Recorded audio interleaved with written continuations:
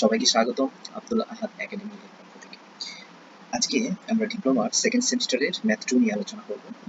যে ম্যাথ 2 এর প্রথমে জানতে হবে আমাদের সিলেবাস সম্পর্কে, যে এই সিলেবাসে কি আছে আমাদের সে সম্পর্কে আগে জ্ঞান লাভ করতে হবে, যে আমরা কি পড়তে যাচ্ছি এই সিলেবাসে। দেখো, প্রথমে আছে হচ্ছে এই সেমিস্টারে তোমাদের 15টা মোট অধ্যায়। এখন অধ্যায়গুলোর নাম বললেও ওইভাবে মনে রাখতে পারবে না, আমি একটু সংক্ষেপে বলি, ঠিক আছে? মনে রাখো জাস্ট যে 15টা অধ্যায় তোমাদের কি এই সেমিস্টারে পড়তে হবে, চ্যাপ্টার 15।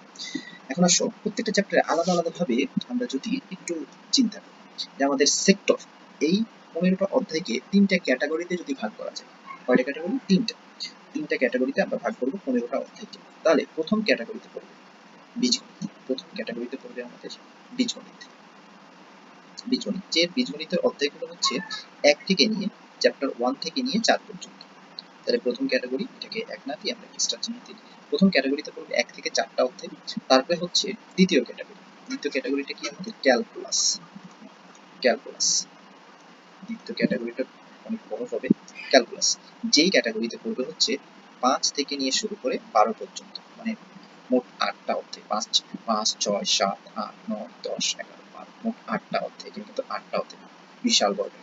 তারপরে হচ্ছে আমাদের জ্যামিতি।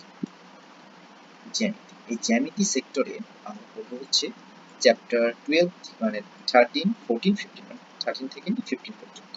এটা হচ্ছে জ্যামিতি, বা এটাকে ভেক্টরও বলা যেতে পারে। ও সমস্যা নেই, আমরা জ্যামিতি নামে এটাকে চিনব।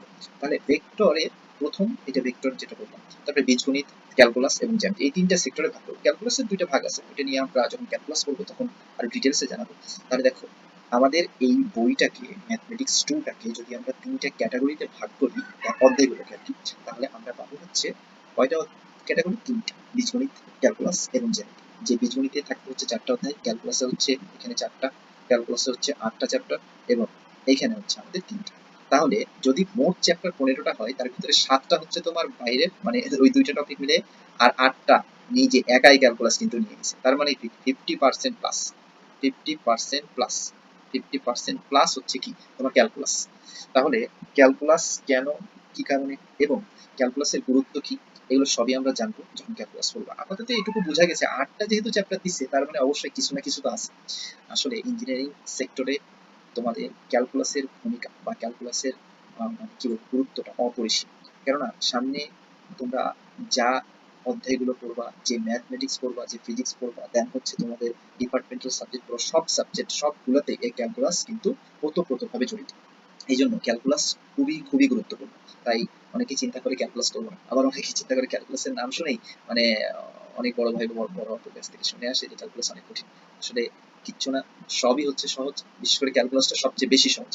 আর আমাদের প্রতিষ্ঠান ক্যালকুলাসটাকে এমনভাবে তুলে ধরবে যাতে করে স্টুডেন্টদের সবচেয়ে সহজভাবে বোঝানো যায়, এবং প্রত্যেকটা জিনিসের, আমরা কিন্তু এখানে প্রত্যেকটা জিনিসের বাস্তবিক জ্ঞান দেব। বাস্তবিক এটা যে বীজগণিতে পড়লাম, এই বীজগণিত পড়ে আমরা বাস্তবে কি করব, কি করা যেতে পারে। ক্যালকুলাস করলাম, ক্যালকুলাস কেন পড়তেছি, কি কারণে পড়তেছি, এর বাস্তব জীবনে এর প্রতিফলনটা কি, বা এর কর্মক্ষেত্রটা কি। তারপরে জ্যামিতি পড়তেছি, জ্যামিতির কর্মক্ষেত্রটা কি, সব বিষয় নিয়ে আলোচনা করা হবে। আপাতত আমরা শুধুমাত্র আজকের ক্লাসে এই ম্যাথমেটিক্স 2 এর সিলেবাস সম্পর্কিত জ্ঞান দিলাম। আস্তে আস্তে আমরা প্রত্যেকটা অধ্যায় বেসিক প্লাস হচ্ছে ক্লাস প্লাস তোমাদের বাস্তবিক অভিজ্ঞতা নিয়ে হাজির হবো খুব দ্রুত। ওকে, আজকে পর্যন্ত।